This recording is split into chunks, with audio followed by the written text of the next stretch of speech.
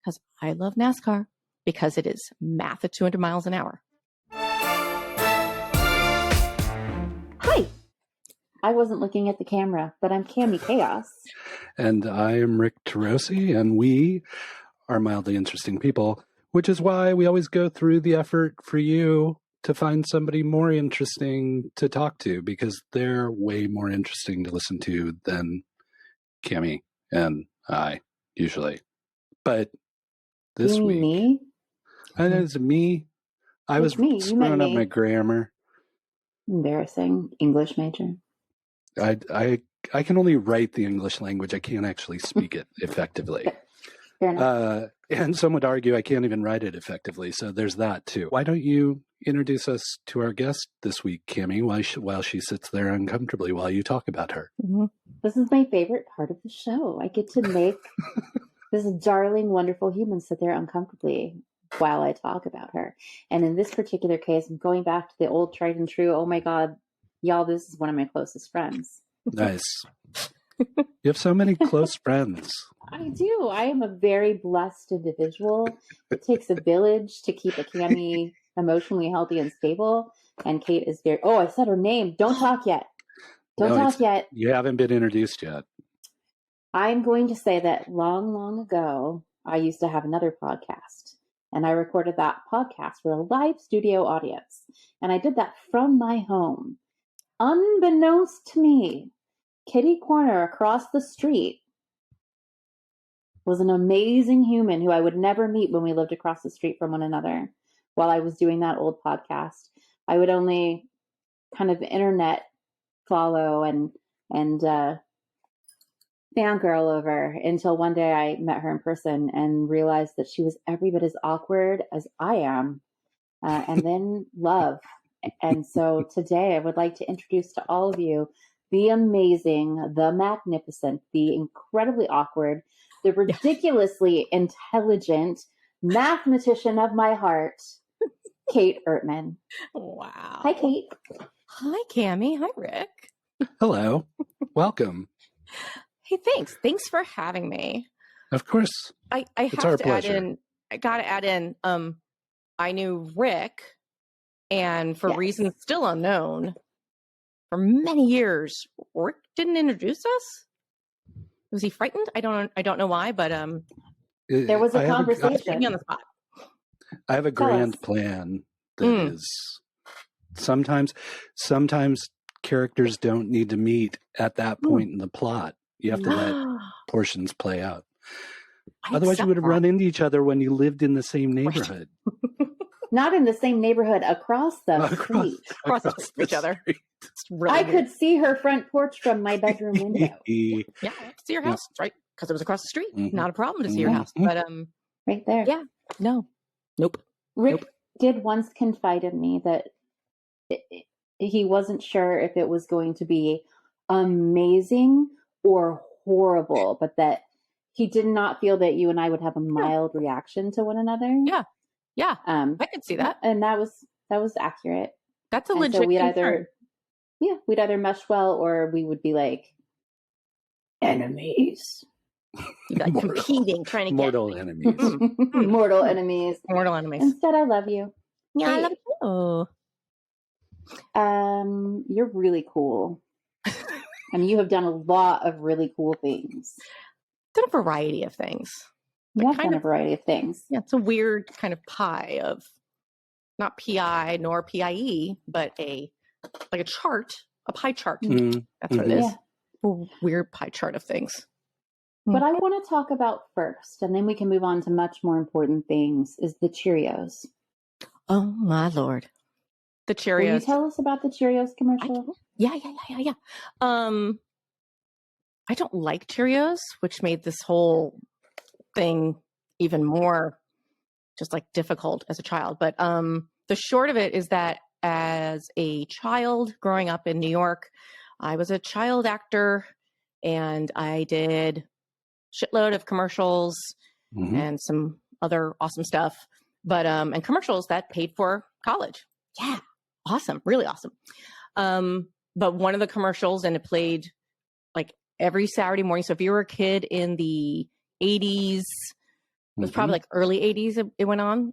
So if you're a kid in the early 80s watching your Saturday morning cartoons, and I believe the like, what do you call it? The slogan, the branding slogan at that time, their tag was, "I cannot tell a lie. I did it." And boy, let me tell you that doing that commercial at like 12 years old, and it played all the time. And then you're like right at that age of going into junior high, and you go to school, and I'm an idiot and totally naive. And so the boys are going down the hallway saying, "I heard you did it." And I'm like, "Yeah, I did. And, you know, kids are cruel. But yeah, that probably paid for a good like half year of college. So sweet. Nice. I found this out about the Cheerios commercial while laying on your couch one day. Oh. As you shared with us that the Cheerios commercial had happened. And I thought to myself, I must have actually somehow absorbed the existence of Kate at that very young age, because I was the target rich demographic. You're a little bit older than me, and so like they would have been pumping those. I remember the Cheerios commercials. They would have just been feeding them straight to me in my Saturday morning, and I was only allowed to eat Cheerios. I wasn't allowed to eat sugared cereals. Cheerios, Rice Krispies, shredded wheat were the only cereals I was allowed to have, and so I feel like we've been cosmically linked by your Cheerios commercial and the rest of our lives. But Let me let Rick ask you questions before I dive into what I think is going to be a huge part of our conversation. Yeah, okay. Well, now I feel like I'm holding things up. But no, I want you to have when I found it humorous that when Cammie was describing Cheerios commercials, she was using words like feed and absorb and consume and things like that. So just interesting. I'm a marketer's target dream. You are. Yeah. I was seriously hoping it was during the unsinkable taste of Cheerios time, because that jingle is stuck in my head for so long. Not that one, but do you remember there was Duncan Hines? It was like the dawn of the cookies that were soft. Like they said, put them in your microwave or your oven or something to make them even warm because they were soft. And so I did a series of Duncan Hines Crispy Chewy commercials. And those were all like crispy, chewy, nice. Yummy Duncan Hines is crispy, chewy. Yeah. Tastes great like your mom's does. Yeah, did you want to be a child star? Yeah, exactly. I'm so like, what ended this? Like, was it just the grind of being in commercials? Was it that you weren't passionate about? Like, what took you off that path? It kind of was one of those things where friends of my parents. It started with because friends of my parents, I was spazzy and definitely liked to perform, but yet I wasn't social at all, and it was confusing for them. So they're like, she needs to do something. And friends of my parents, their kid had a manager or something, and they're like, let's have little Katie try. And my parents also came from theatrical backgrounds, working in television and stuff. And so I got like my second commercial. I auditioned for an Orange Crush commercial, and we shot it at Coney Island, which I was like, what? So cool. I got this commercial, and I'm like, well, this is fun. And my mom said at that time, when this isn't fun anymore, you do not have to do this, which is unusual, as I learned with most of these stage moms, especially. So, when I got to be about 15, 16, I said, this is not fun anymore, because I wanted to be in school and I wanted to hang out. And it wasn't, and, my parents weren't relying on it or anything. And I do regret certain bits. I wish I'd gone back to it after college to try to do some stuff, but not a huge regret. My life's been great. So no bigs, but yeah, I just told my mom, I was like, done. And she was like, okay. And did you live in the city? Like where in New York? No, I grew up on Long Island. Okay. Long Island. Yeah. Oh my God. Totally. Yeah. So I let the accent go. yeah. If I've had a few drinks, I'll start talking like that. But for the acting, I had to not have an accent. Sure. So Yep. yeah, lost that. Nice. Yeah. Do you think so? You're an anxious individual. Yeah. You're an awkward, anxious individual, and I'm not calling her out on something. No, I'm not like I'm like, oh, I just noticed she is. This is not a revelation. This is not anybody that's met me for 5 minutes. It's like she keeps moving and her hands keep going, and yeah, that's the reason I'm so comfortable with her. Yeah, and I will never play poker because not with this face. Yeah. Do you think that to some extent your experience as a child actress prepared you for being super fake in business scenarios and like at cocktail parties and things where you, because I have watched you, I'm used to like all normal Kate, like normal Kate. I'm used to full bore Kate, right? Mm-hmm. I'm used to Kate. But I have also been at events with you, mm-hmm. and just like you turn on, just like I do. I'm like, oh, I am on now. I will stop being that. I'll deal with all of those feelings later. Do you think that was a beneficial part of your process in becoming a professional adult? Beneficial is an interesting word used for it. I would, in most situations, I would say yes, it was absolutely beneficial. I have very much flipped a switch.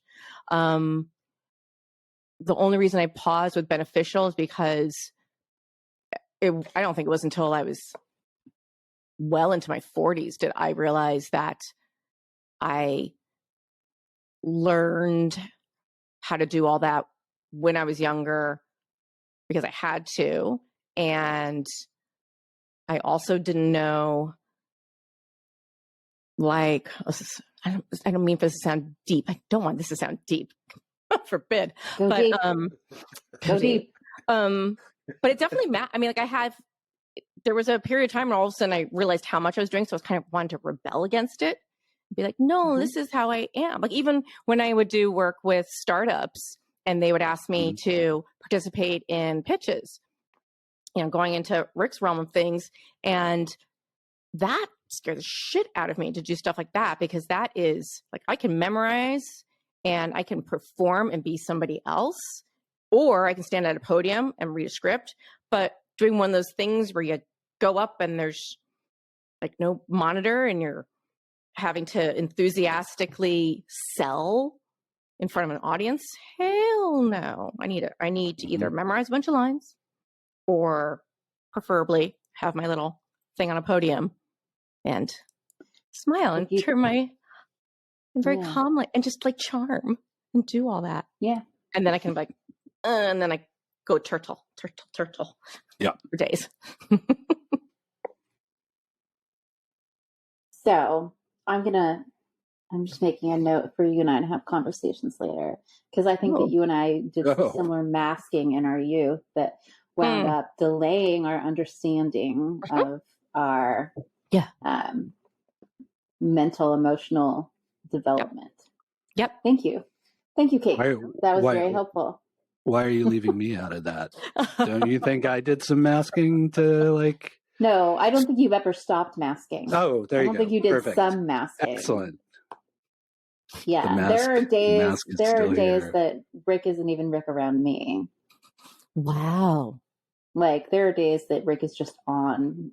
He will have like 5 meetings and I'll talk to him between meetings and I am having a conversation with a businessman.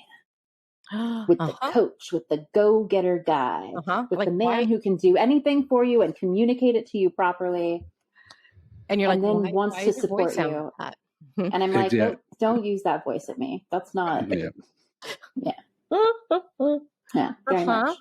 But enough about me. We invited our guest. I just wrote her name in my notebook and I'm going to draw a heart around it. Nice. Speaking of formative years. Right, I was going to say. Why don't you draw an S, one of those cool S's with the lines in your notebook? What? Yeah, if you guys don't know about the S, sign? It kind of looks like a dollar sign. The coolest S of all. It's the coolest S, right? I will have to find it, and I will added in so that our guests are aware, our listeners Of are, the our cool guests S? and listeners Yeah, are because I aware don't of know the coolest S ever. Everybody drew it on their notebooks in like the 80s. But did it stand for something? Like no, it's just an that. S. That's a dollar sign. Do you mean like that? Ask your question. I'm going to have to do something here. He has to do something there. Okay. I don't know that all, but I would say you could put like forever next to that, like true love forever. And then Stay sweet and cool. Stay sweet and cool. And the E is like comes out of the back of the numeral 4. Oh, I kind of went with the 4. That around works. So Kate. Yeah.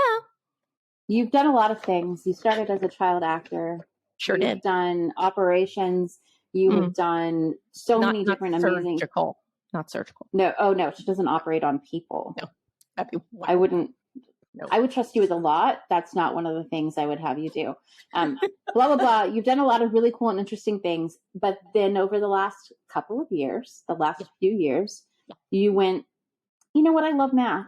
You'd always loved it. It's not like you just figured out that you loved math, but you figured out that you loved math and that you could make it understandable and relatable for other people. Yeah. Talk to me about that process. Talk to me about Kate Loves Math. I would love to talk with you about Kate Loves Math because Kate does love math.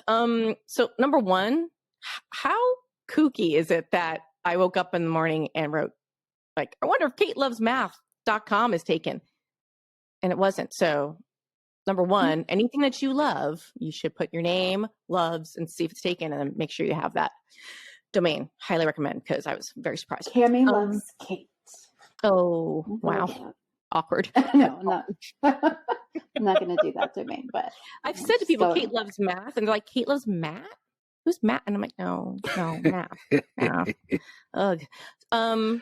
Basically, the short of it for me is that I was doing tons of organizational design work with lots of startups and different tech companies and design companies.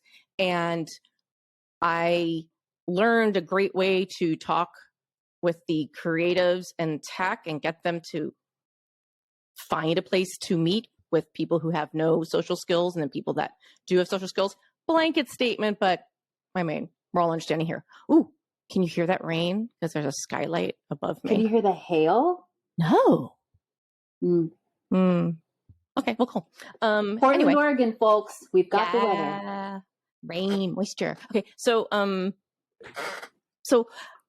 realized I can hear Rick squeak though, because I can't hear him squeak like a mouse. My chair. Oh, I don't hear his chair. Oh, My chair is now it's done. Okay, you realized. I realized that I was referring to mathematical concepts in the organizational work I was doing. So I would talk with a tech person about why, like a tech person who's thrown into a management role. And they're like, I don't know what to do. I got a raise and I got promoted and that's great. And that's what I wanted. But that means I manage people now. And no, I don't like people. And so I would talk in math or technical terms and humanize it to get them to understand stuff, to understand how you communicate. And, you know, when you, I don't know, talking about just different theoretical stuff where, well, I'm on the spot now, so I can't think of it. Too bad. I understand. Yeah. But all that is to say is that I realized I was doing it so much that I just kind of started writing it up and putting it into presentations I was doing for clients and like offering it as a tool. And that was working. And then I just started writing it, especially during pandemic times when it was just like, get your creative out.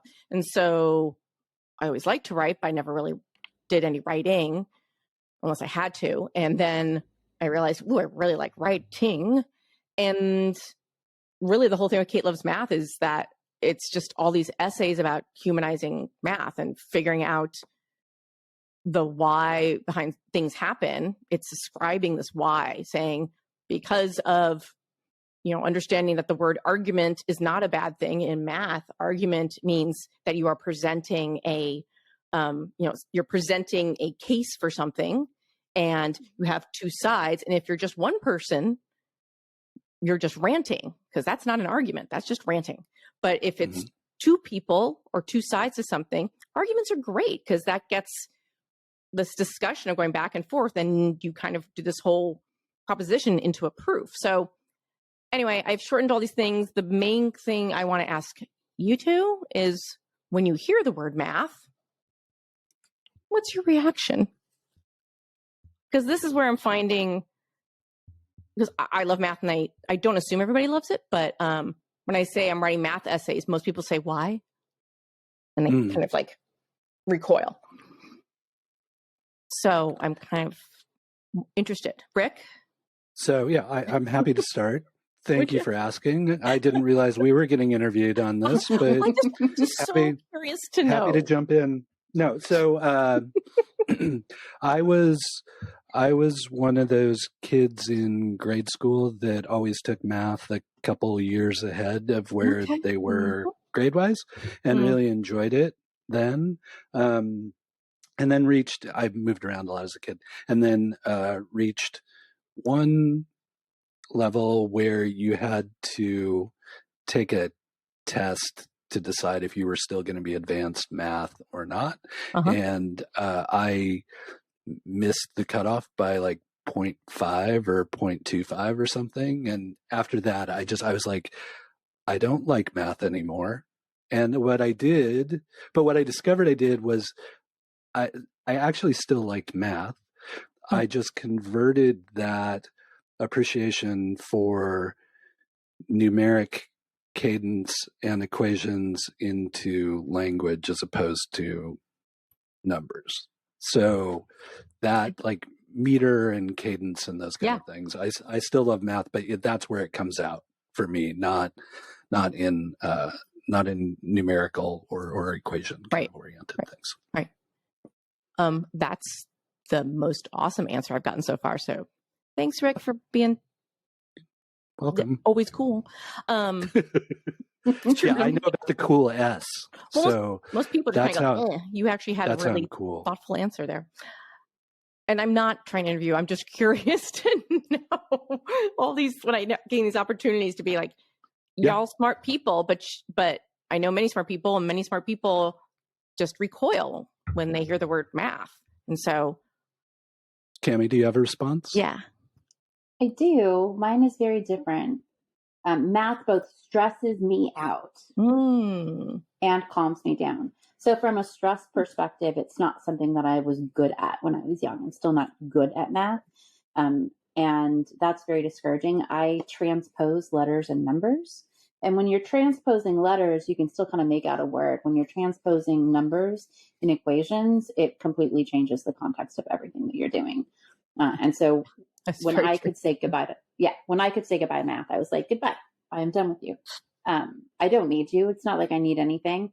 But as one of my coping mechanisms, when I am unable to sleep or when I'm unable to calm myself down, I find I rely heavily on division and multiplication tables because they're so consistent, and I don't have to see them, right? I don't have to write them, so I don't transpose anything. And if I can just go through the multiplication and division tables in my head, it helps calm me down because I'm not focusing on something else. So it is very much both something that completely freaks me out because I really gave up. Like when I started, I got to the level I had to go was like algebra. That's where I had to get to. And then they were like, yeah, you're fine. And it was a struggle for me. I don't like struggling. I hate struggling. No. So, but yeah, there's this strange calmness to it because it's not subjective. Right.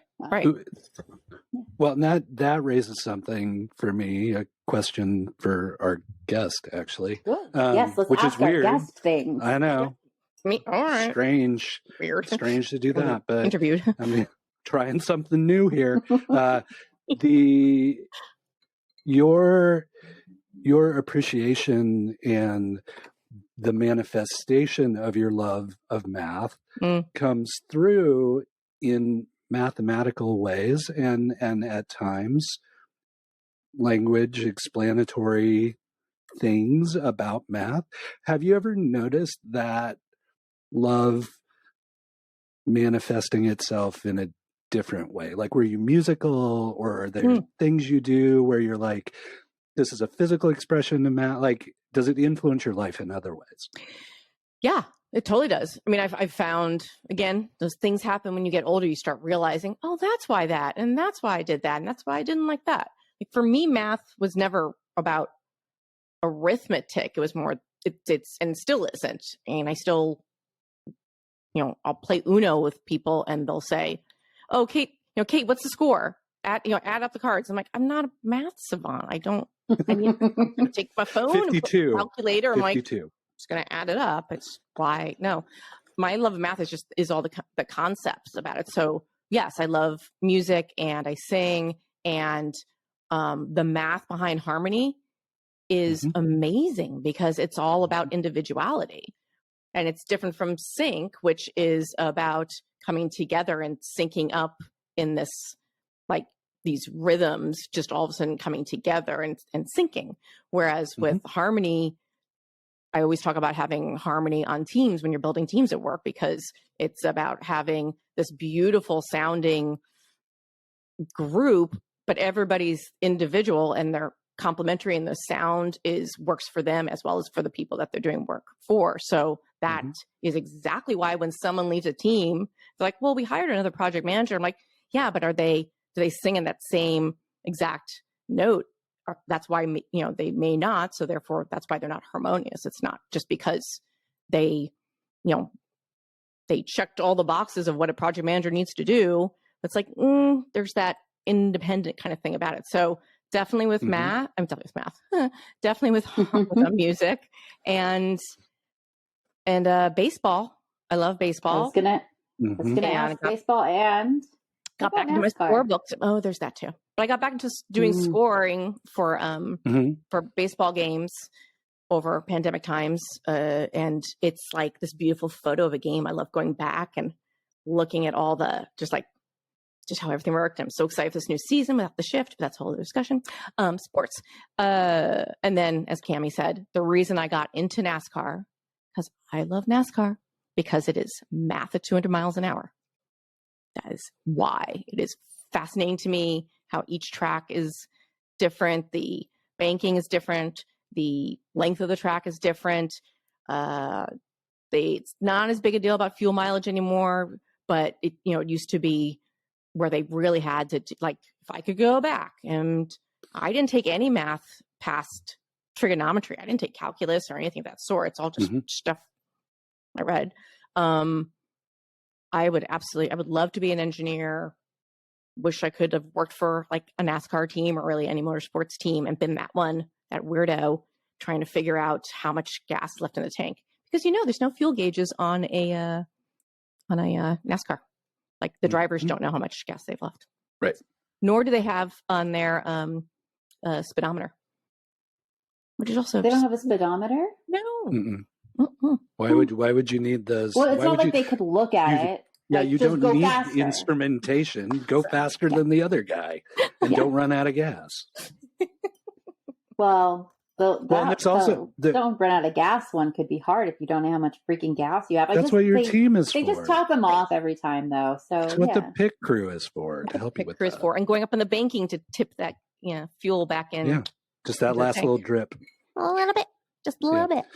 I'd also like to highlight there's the math of a bunch of numbers running around in a circle with NASCAR. There's just like 3s and 20s and 8s and 12s flying all over the place. Wow. Math in action. It's math movement. It's the move. Okay. Yes. I got to come up with something for that. Wow. No one has ever said that to me. I've never heard that. So once again, Rick, I point out the patently obvious. It's just kind of what I do. But yet, never heard it. Never heard it before. Thanks. Sure. He delivers. What else you got, Rick? I will be honest. I ask Kate questions all the time. I will wake up in the middle of the night and text questions, and I won't send them. I'll just type them in the text box so that I can send them at a decent hour. So I'm really interested in what you have to ask, Kate, because I know you did some research. Okay. I love how you're like, I ask Kate questions all the time, and I'm like, isn't that what this format is designed to do? Yes, I'm saying I always get to ask her questions. I want to witness you asking her questions. I want your mind to unlock the little crevices of Kate's mind. You're doing it. I'm telling you to keep doing it. Oh, now there's pressure to do it. I'm not going to be able to do it. No.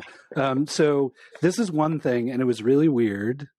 And I was doing some research. And does the movie Pop ring any bells for you?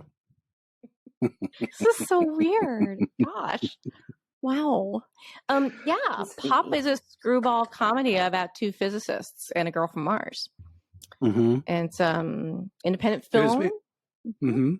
Made in Portland. Put out during that amazing 1999 when like Fight Club and all those other things came out. Like, where could we find that movie? Is it streaming anywhere?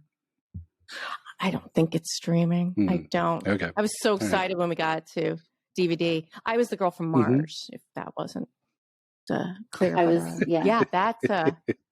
that was, when we got to do film festivals and got it, sold it. I don't even remember their name. Indie DVD, something very creative named like that.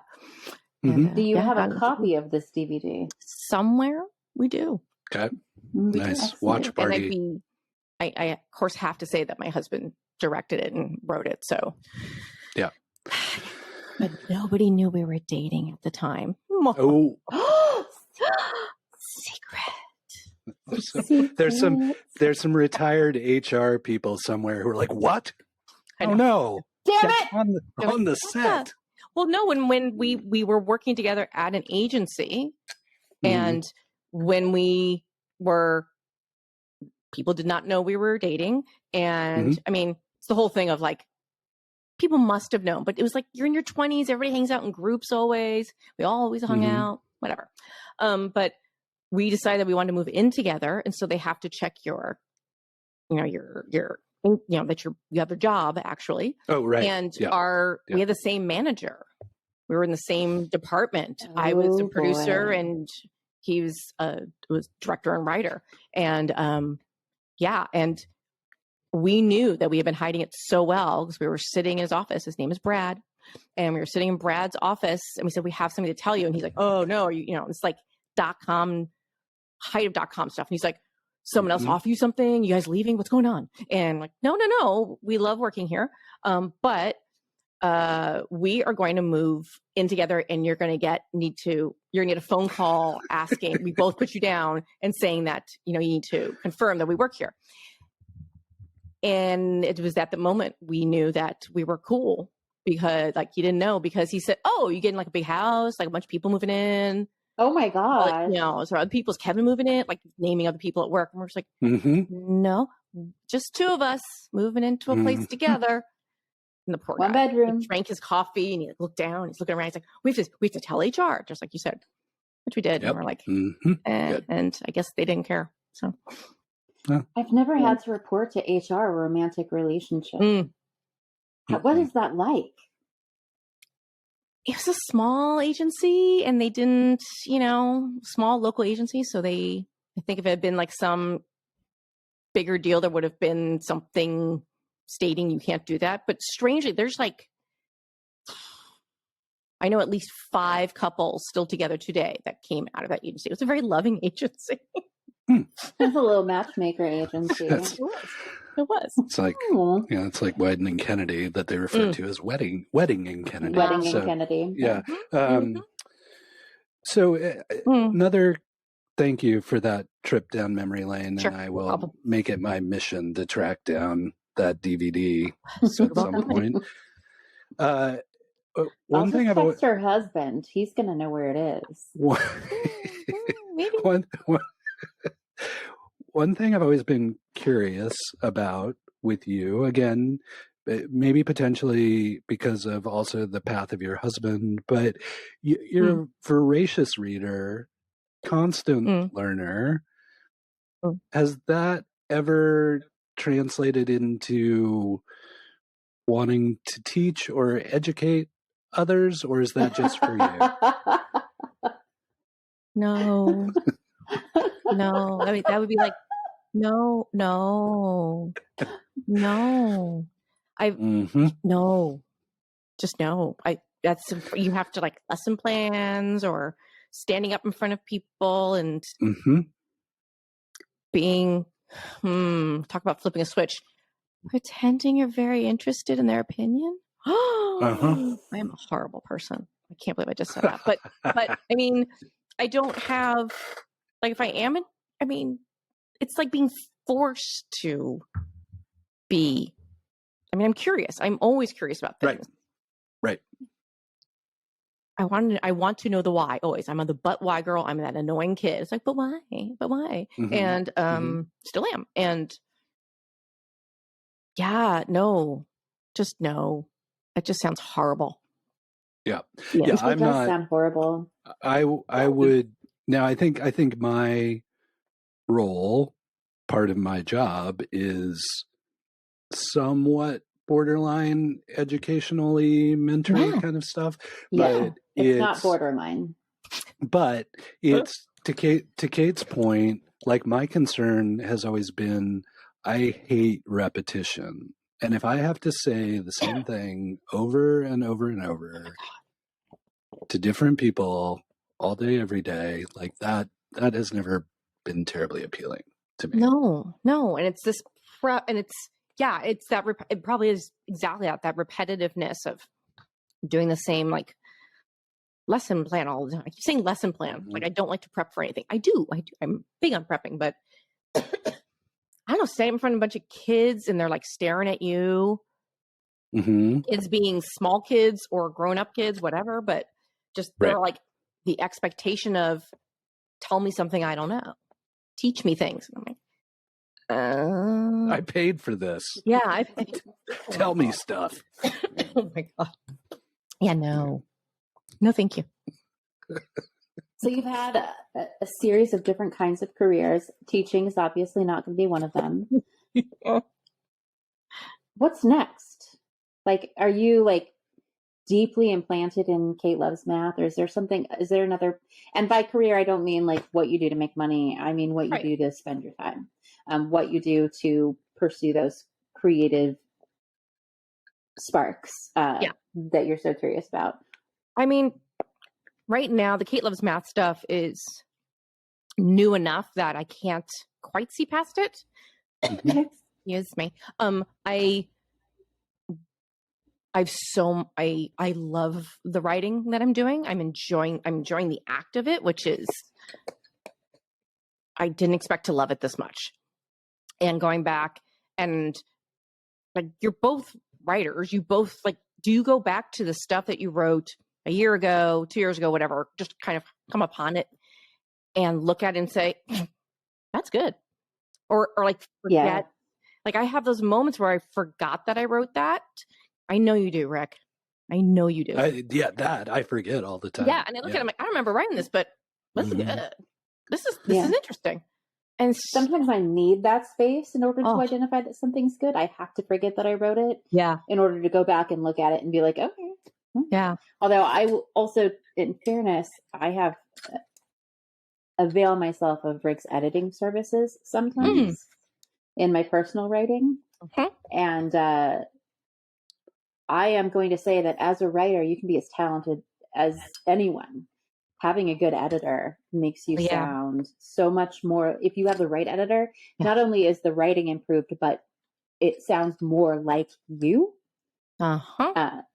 Because if they understand your tone and your voice, and they understand what you're driving at, and they understand the associations that you make with things, it makes it really magical. So sometimes I'll go back and read a piece of writing. I'm like, is this good because I wrote it, or is it good because it's good editing?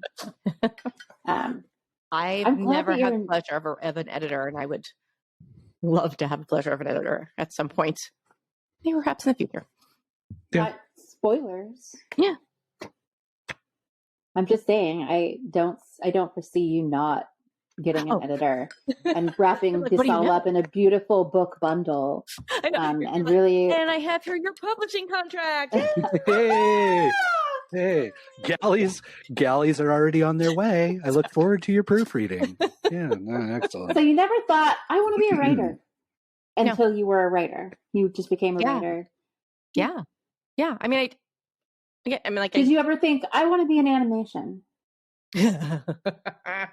No, I never thought I wanted to own a company. 3D animation. 15 years I owned a 3D animation company and couldn't make a 3D box for you. I've never learned the animation part, but I wasn't supposed to. I was the flip the switch and be like, "Hi, do you know how you can use 3D animation to promote your product?" Let me tell you, I do. And then I came up with this weird thing called ethnographic animation. I don't know, pull that one out, whatever. But yeah, animation never. Again, it's kind of like the math thing where people play a game of Uno and they're like, Kate will add up the score. She'll add it up in her head because she loves math. Like, no, not arithmetic. New, like, again, like in the early aughts or when so many animated movies, when they would come out, it was kind of a big deal when they would come to theater and be, it wasn't so, there weren't so many studios yet. And a new film would come out and I would just guarantee the next 2 weeks, people would be like, did you go see the new whatever Pixar film this weekend? I'm like, oh, no, it's like going to work. Why am I don't need to go. Do that. And, everybody who worked with me, or we would do field trips and we would go see it then in that way because they were our creatives and technical directors and stuff like that. And they did love that craft. They went into that business, but I went into that business because I saw the opportunity of what you could do with 3D animation in commercial products and in marketing and stuff like that. Yeah. So it sounds like I had one off of that. You Thanks, go. Cammie. You go. So we have similar backgrounds in some regards.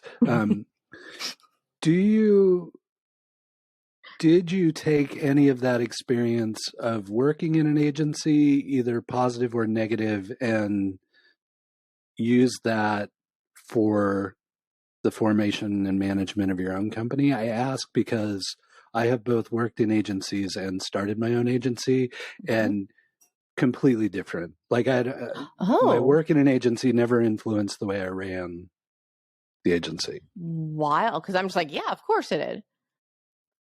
Well, how did it not? I don't know how to ask that question back to you. How did it not? Because to me, it's like because I'm on the organizational side. Maybe that's it. When professionally, I did not do. I'm a good creative interpreter, and I am creative in the mind, but not with the hands and like no drawing and no. I was never a director. I'm always producer side of things. I'm the organizer. I make the big plans. I love all that stuff. And I can, again, understand it enough to know what the creatives need, but I don't do that. So, I ported over a lot of stuff from agency land into studio land. Yeah. Interesting. But interesting that you didn't. I know I'm not interviewing you, but I want to know. You can ask, or we could talk about it later. Yeah, they were very different roles. Yeah. Like one, I was producing stuff, like creatively producing stuff. And the other was like, it flip-flopped into run the business and get the stuff done when you have time to do the stuff. And they were two totally separate That would roles. be. Yeah. So I was always going to be the client facing, again, that interpreter between the team, the internal and the external. Yeah, certainly. I always feel bad for the creatives or like a creative director's like, I'm going to start my own agency or something parallel. And it's like, because all of a sudden they're like, why do I don't get to do the cool stuff anymore. Or like I had Where's the pretty stuff? Years, and I would find him like hiding in the server room, connecting things and be like, this needs to be fixed now. I'm like, no. I need you to go prep for the client meeting. And he's like, but I know how to do this. And this is what I started this company for. So I could do this and do it the way that I know that it should be done, as opposed to the way people are telling me it should be done. And I like being in here doing this. I'm like, yeah, but you're the head of, so you need to go now to meeting and you need to manage people, and back to people who get put into these positions to manage people when really they can barely manage themselves. Yeah. I think you just answered the question as to why Rick didn't use what he learned in agencies when he started his own business. Exactly it. Instead of asking something, I'm just going to acknowledge the path that I was going to go down and say that I strongly believe that the reason that you have had so many different iterations of Kate is that strong sense of curiosity and whimsy that just allows you to keep pursuing everything that you love and keep questioning what else is there. And it's something that I find amazing about you. Thanks. And now... Oh God! Now, and with that, we're done. Are you ready? No, it's time for the lightning round. It's time for 5 mildly interesting questions for my darling friend Kate. I'm a Kate, are you ready? thinker. I'm a slow thinker. So am I. You can do it. You take all the time you need. Take as Rick much will time edit as it you if we need to. Yeah. Okay. And you can. I'm just putting my nose on the microphone. It comforts me. There you go. Perfect. The other thing, just so you know, like if you really vapor lock and you need to pass, you're welcome to pass, but we will come back to the question. You can't avoid the question. I see. And don't feel bad about passing. I have passed. I think one time I passed 3 times on 5 questions. So, okay, it's a safe space. Safe space. All right. I have to tighten my pussy bow. Okay. It's very excited to wear this today. Okay. Kate Ertmann. Yeah. What is your favorite but least useful hobby? Hobby?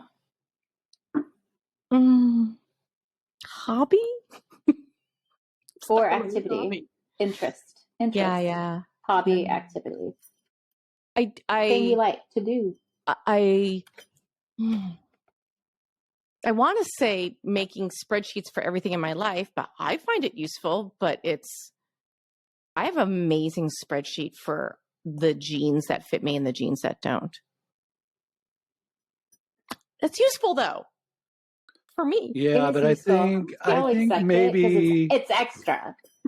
I think maybe the geekiness and enjoyment of it far outweighs the possible utility of why you would need a spreadsheet for all your jeans. Agreed. But there's drop downs and it's color coded. But next time we're together, will you please show me this? Because I need to see it. It's great. It's so cool. But yes, I think that counts. I think it checks the boxes. There are no wrong answers. There are no wrong answers here. Okay. Yeah. Okay. All right. Would you like to survive the zombie apocalypse? Yeah. Totally. You have the garage for it. Yeah. Our pandemic garage, a bodega. Kate would be a very early pick for my zombie apocalypse team. Just saying. Thanks. As would your partner, because he makes sure that we remain hydrated at all times. And that man can pack a hot dog lunch like nobody. So, all right. Yeah. Anybody's lucky to. Yep. Hydration. What is the last food that you photographed? Oh. Thinking. Peacock puzzles don't count as food. That's not food. It's a beautiful puzzle, though. Yeah. It's wild. It's okay. That's not what we're talking about. The last food that I photographed. I put my nose back on the microphone. Yeah. I'll put mine on the book in solidarity. Okay. I mean, it's obviously a pass for right now because I'm just ticking through each day, and you don't need to watch me do that. What's the best season? Well, does somebody not say fall? It's fall. There are people who have not said fall. Someone said winter. Someone else said summer. But fall is the right answer. No one has said spring, I don't think. Oh, yeah, fall. Because allergies. Magnets or stickers? Stickers. 100%. And now I invite you to pick up your phone if you'd like and look at it, because it might tell you the answer So what is the last food you photographed? Oh, that's a great. I gotta put my old lady glasses on. Yes, the cutest old lady glasses. I'm an old lady. Okay. Photos.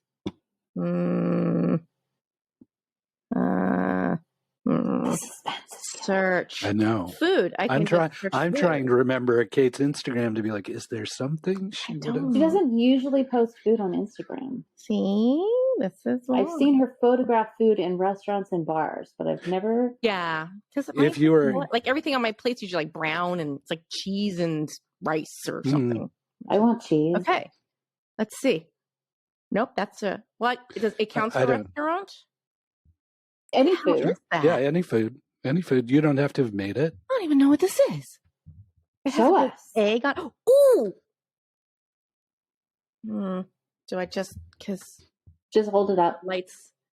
Like you can't really see. Oh. I have no idea. Yeah, I have no idea. But I do know now. It is. It was at St. Jack, and it was a delightful salad. It was like a mushroom pastry deliciousness that had a little egg on top. Oh, nice. St. Jack. It's been years since I've been to St. Jack. Like 3 weeks ago. So yeah, I don't really photograph food. Fine. Kate, you've survived the gauntlet of the 5 questions. Oh my God. Thank y'all. You've sat through an interview with us and asked us almost as many questions as we asked you. Because I'm too curious. You put your nose on the microphone. Yeah. It's comforting. Kate, it is comforting to have your nose. Right? Is there anything that you would like to share with our lovely listeners and viewers before we send you on your way? Stay curious, y'all.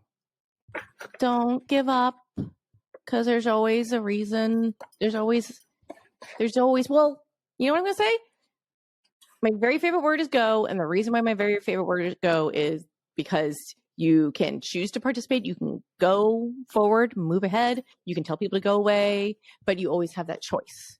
So just like go. Is that why you have the word go tattooed on you? That is why I have the word go tattooed on me. Yes, it is. Yes, it is. I guess I never asked that before. Yeah, that's weird. And then obviously KateLovesMath.com. Please go. Go. Yep. We'll link it up. Read, subscribe.